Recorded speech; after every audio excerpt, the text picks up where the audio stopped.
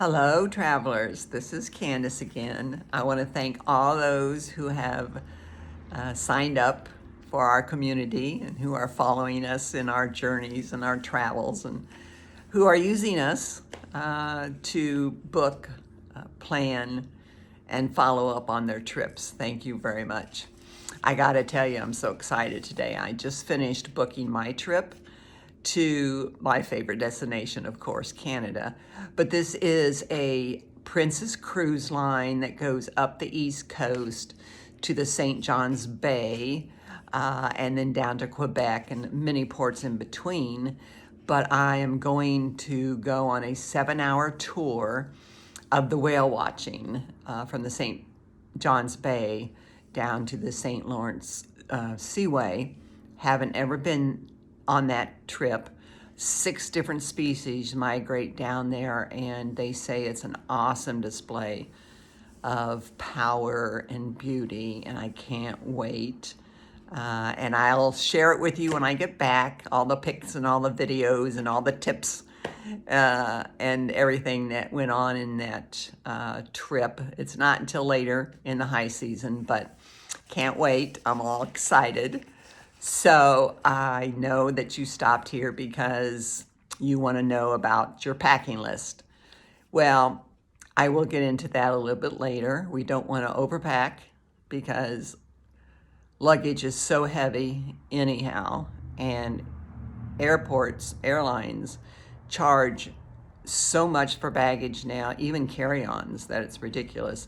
But you don't want to underpack because you want to be comfortable in your destination. So we'll get into that a little bit later. The best way to go to Canada is to fly.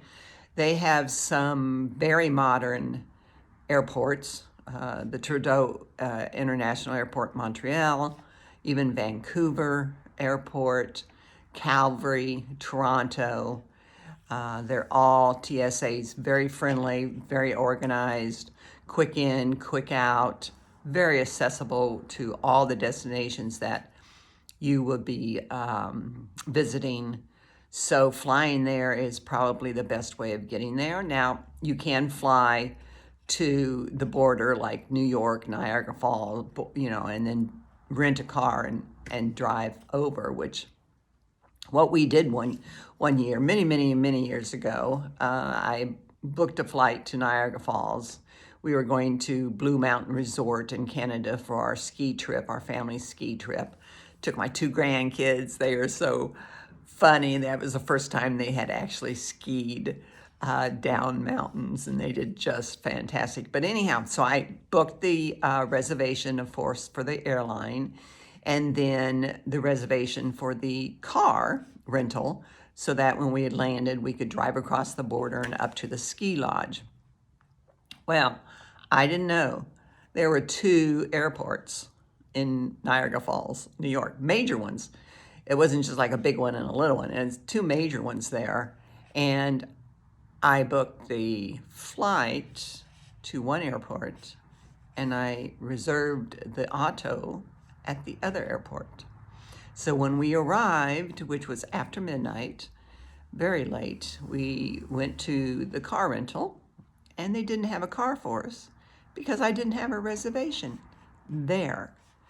So we spent the night at the airport waiting until the car rental at the other airport opened up and could get us a car. So it's important to know how many airports you got and make sure that all the reservations, all the bookings, all the rentals are from the same airport. Of course, when we do it, we understand that because that's our job. That's our business. We know that there's 2 now. We know that there's 2 major airports up there, but a lot of cities do have 2 airports, and it's kind of important. Another thing that's important about flying to Canada is the weather, especially in the low season.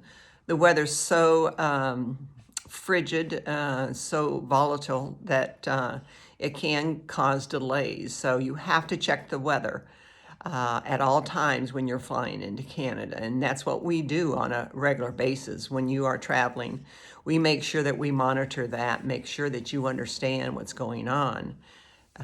in that with that weather at that time.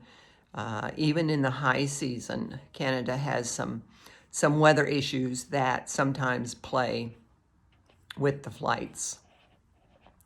So make sure that you understand that. Major airports, however, have a lot of resources, and they are almost always accessible, open, and ready for you to come and go. So, gee, I'm still thinking about my trip down the St.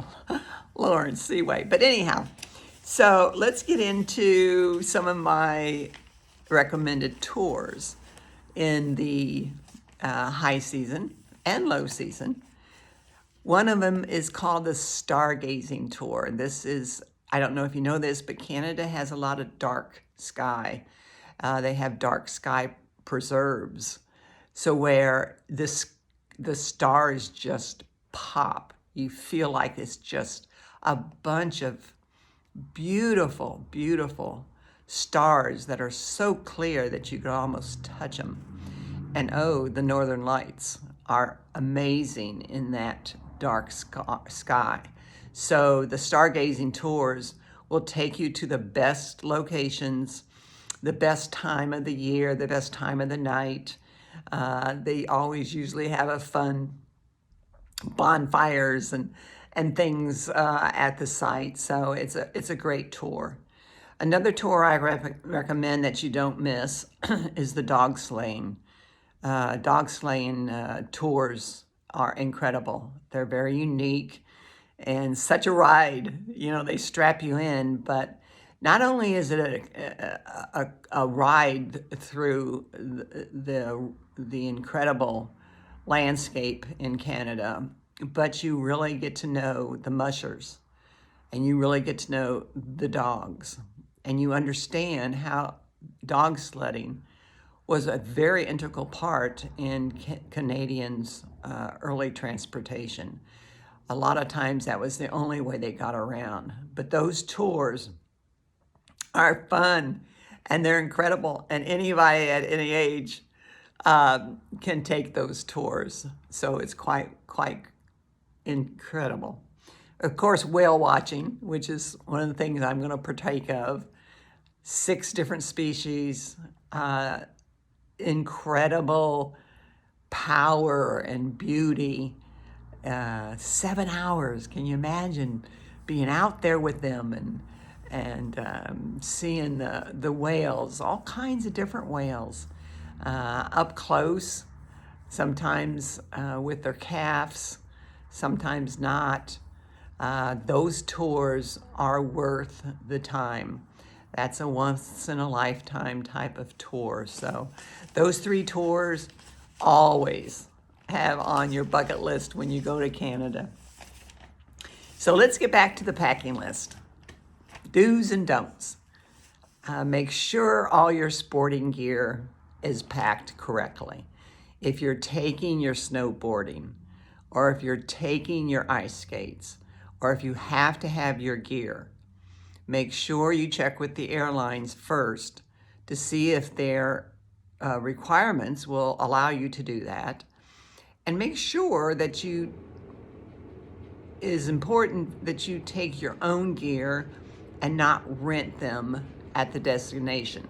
Remember, a lot of times the destination will have high-end and appropriate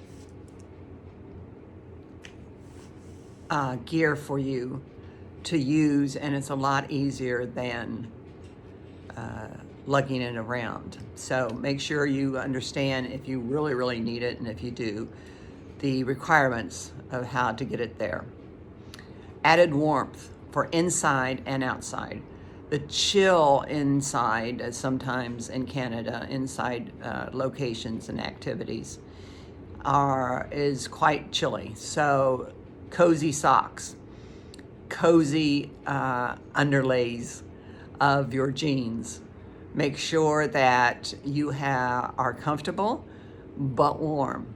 But remember, they have some great shops up there, and it's fun to shop. So sometimes maybe you just take your warmest clothes and just anticipate that you're going to be buying some cool sweaters, cool scarves, cool beanies to bring back. So you need a little room in that luggage for the cool stuff that you're going to buy up there. Sunglasses and sunscreen, even in the low season and in the high season. Have to have it.